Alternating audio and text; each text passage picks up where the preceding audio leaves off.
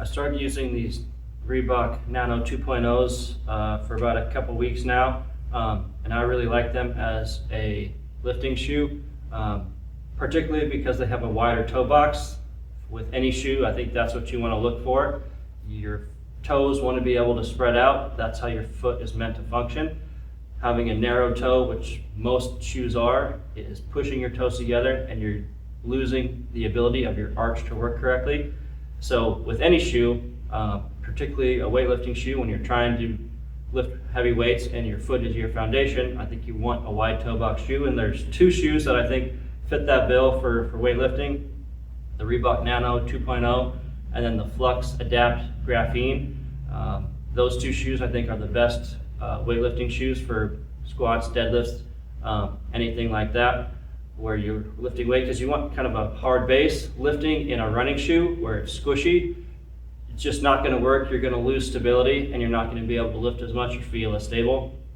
The other thing that I like about the Reebok is that it does have about a 4mm heel drop. You want a little bit of a heel raise for lifting, especially if you have tight ankles and especially if you have difficulty getting to depth. Sometimes if you're taller, that can be tougher. And if you have stiff ankles like I do and like a lot of people do, it's going to be hard getting deeper. And to get deeper, a lot of people are going to have a butt wink, which is when instead of your back staying nice and straight as you squat down, it's going to tuck under, because you can't get that range of motion at the ankles, and so you're going to get it from the hips and the low, or from the low back instead. So that heel raise is going to allow you to compensate for tight ankles by letting your knees get a little bit more forward while keeping your foot on the floor. So the Reebok does have a little bit of a heel raise, which I like, but it's only 4mm. The Flux shoe is 0, so that's a con there. But what I think makes this shoe or the Flux shoe perfect is taking out their standard flat insole and replacing it with an insole that has a little bit of height to the heel, so you can engineer your own heel lift. So this I got off of Amazon. They're Ailaka. You can find any of them, any insert that has just a little bit of a heel lift. So this one is about 1 centimeter, and then this one is closer to maybe 1.5 or 2.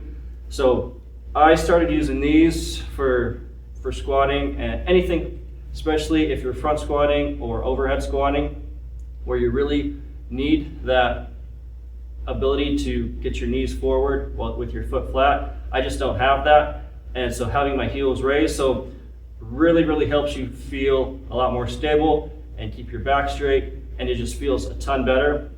So if you want the perfect lifting shoe, get the Reebok Nano 2.0 or the Adapt Graphene. I think that one's fine too.